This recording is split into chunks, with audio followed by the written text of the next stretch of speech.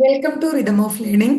Indian ഭരണഘടനാ ഭാഗത്തുനിന്ന് സ്ഥിരമായിട്ട് ആവർത്തിച്ച് ചോദിക്കുന്ന കുറച്ച് ചോദ്യങ്ങളാണ് ഇന്നത്തെ ക്ലാസ്സിൽ നമ്മൾ പഠിക്കണേ. ഇതിനു മുമ്പ് കുറച്ച് ചോദ്യങ്ങൾ നമ്മൾ ഭരണഘടനയുമായിട്ട് റിലേറ്റഡ് ആയിട്ട് പഠിച്ചിട്ടുണ്ടായിരുന്നു. അപ്പൊ ഇതും കൂടി ഒന്ന് പഠിച്ചു വെക്കുക. വളരെ പ്രധാനപ്പെട്ട ചോദ്യങ്ങൾ മാത്രം, നിങ്ങൾ പരീക്ഷയ്ക്ക് പോകുന്നതിന് മുമ്പ് അറിഞ്ഞിരിക്കേണ്ട ചോദ്യങ്ങൾ മാത്രമേ ഇന്നത്തെ ക്ലാസ്സിൽ നമ്മൾ പഠിക്കുന്നുള്ളൂ. തുടങ്ങിയാലോ? നമ്മള് ഇന്ത്യൻ ഭരണഘടനയിൽ എത്ര ഷെഡ്യൂളുകളാണ് ഉള്ളത്? ഇന്ത്യൻ ഭരണഘടനയിലുള്ള ഷെഡ്യൂളുകളുടെ എണ്ണം 12 ആണ്. 12 ഷെഡ്യൂളുകൾ ഉണ്ട്. നമ്മുടെ സംസ്ഥാനങ്ങളില് അടിയന്തരാവസ്ഥയെ കുറിച്ച് പ്രതിപാദിക്കുന്ന ആർട്ടിക്കിൾ ഏതാണ്? സംസ്ഥാന അടിയന്തരാവസ്ഥയെ കുറിച്ച് പ്രതിപാദിക്കുന്ന ആർട്ടിക്കിൾ 356 ജി എസ് ടിയുമായിട്ട് റിലേറ്റഡ് ആയിട്ടുള്ള ഏതാണ് ഭരണഘടനാ ഭേദഗതി? ഏത്? ജി എസ് ടിയുമായി ബന്ധപ്പെട്ട ഭരണഘടനാ ഭേദഗതി 101. അടുത്ത ചോദ്യം, നിയമത്തിനു മുന്നിൽ എല്ലാവർക്കും തുല്യത ഉറപ്പുവരുത്തുന്ന ഭരണഘടനാ അനുച്ഛേദം ഏതാണ്? ആർട്ടിക്കിൾ 14. ഗോവധം നിരോധിക്കണം എന്ന ഇന്ത്യൻ ഭരണഘടനയുടെ ഏത് ഭാഗത്ത് പറയുന്നു? ഏത് ഭാഗത്താണ്?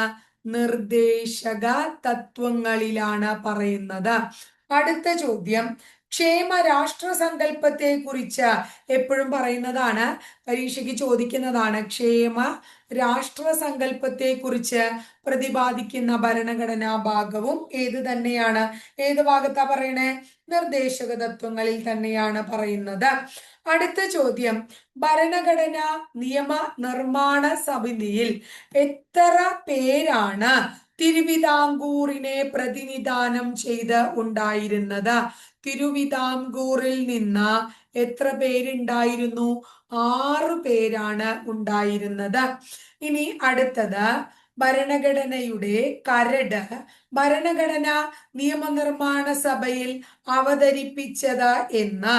1947 നവംബർ മാസം 4-ാം തീയതിയാണ്. അടുത്ത ചോദ്യം, ഏതൊക്കെ കേസിലാണ് ആമുഖം ഭരണഘടനയുടെ ഭാഗമാണ് എന്ന് കോടതി വിധിച്ചത്? കേശവാനന്ദ ഭാരതി കേസിലാണ്. കേശവാനന്ദ ഭാരതി കേസിലാണ്.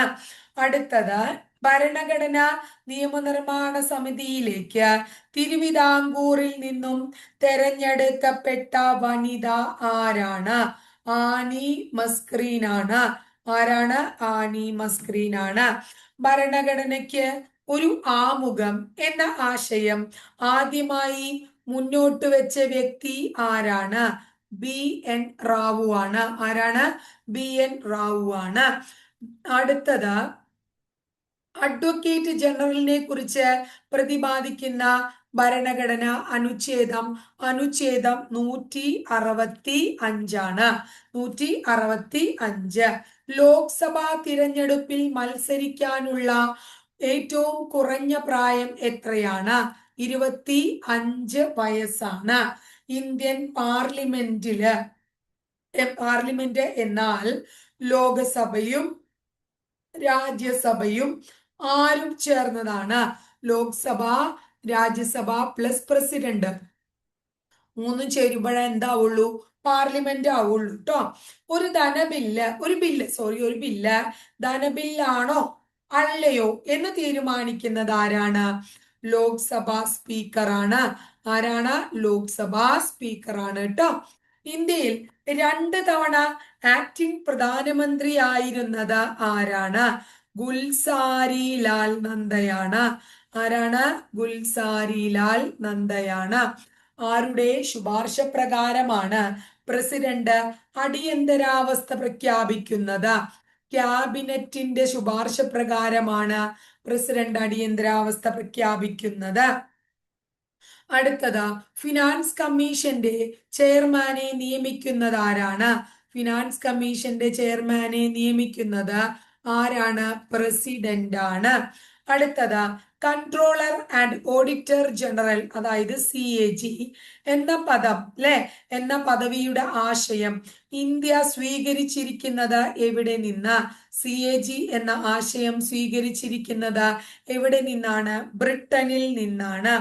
ഇന്ത്യൻ ഭരണഘടനയുടെ ഏത് വിഭാഗമാണ് മൗലിക കർത്തവ്യങ്ങളെ കുറിച്ച് പ്രതിപാദിക്കുന്നത്? മൗലിക കർത്തവ്യങ്ങൾ പാർട്ട് 4A പാർട്ട് 4A.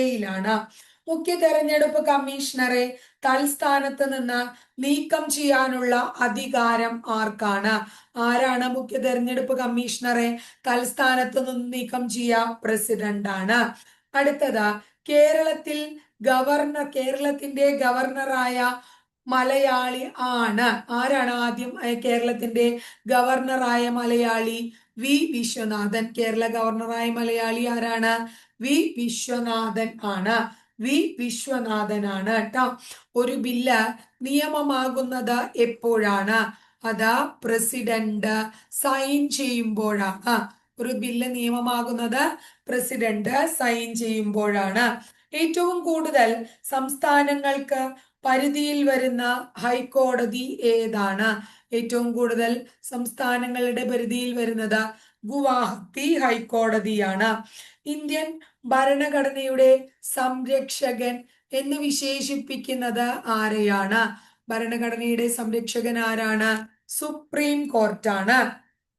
അടുത്തത്, മൗലികാവകാശങ്ങൾ സംരക്ഷിക്കുന്നതിനുള്ള സ്ഥാപനം ഏതാണ്? കോടതികൾ. അതായത് ഏതൊക്കെ കോടതികളാ? സുപ്രീം കോടതിയും ഹൈക്കോടതികളും. ഭരണഘടന ഉറപ്പു നൽകുന്ന മൗലിക അവകാശങ്ങളിൽ പെടാത്ത അവകാശമാണോ വോട്ട് ചെയ്യാനുള്ള അവകാശം? എന്നിട്ട് ശരിയാണോ തെറ്റാണോ എന്നാണ് ചോദിച്ചേക്കണേ. അപ്പൊ ഭരണഘടന, ഇത് ഇത്തിരി പഴയ ചോദ്യമാണ്, സ്റ്റേറ്റ്മെന്റ് രൂപക്കോ വരുന്നതിന് മുന്നുള്ളതാ. അപ്പൊ ഭരണഘടന ഉറപ്പു തരുന്ന മൗലികാവകാശങ്ങളിൽ പെടാത്തതാണ് എന്തെന്ന് പറഞ്ഞത്? വോട്ട് ചെയ്യാനുള്ള അവകാശം എന്ന് പറയുന്നത്. മൗലികാവകാശങ്ങൾ ഭരണഘടനയുടെ ഏതു ഭാഗത്താണ്? അത് പാർട്ട് 3 കാണപ്പെടുന്നത്. ഇനി അടുത്തത് എല്ലാവർക്കും അറിയാം, സാർവദേശീയ മനുഷ്യാവകാശ ദിനം എന്നാണ്. ഡിസംബർ 10. ഭരണഘടനയുടെ ഏത് ഭേദഗതിയിലൂടെയാണ് മൗലിക കർത്തവ്യങ്ങൾ ഉൾപ്പെടുത്തിയത്? 42ാം ഭരണഘടനാ ഭേദഗതിയിലൂടെയാണ്. അന്യായമായി തടവിൽ വെച്ചിരിക്കുന്ന ഒരാളെ കോടതിക്ക് മുമ്പിൽ ഹാജരാക്കണമെന്ന് ആവശ്യപ്പെട്ടുകൊണ്ട് പുറപ്പെടുവിക്കുന്ന റിട്ടിന്റെ പേര് എന്താണ്? ഹേബിയസ് കോർപ്പസ് റിട്ടാണ്. Habeas corpus.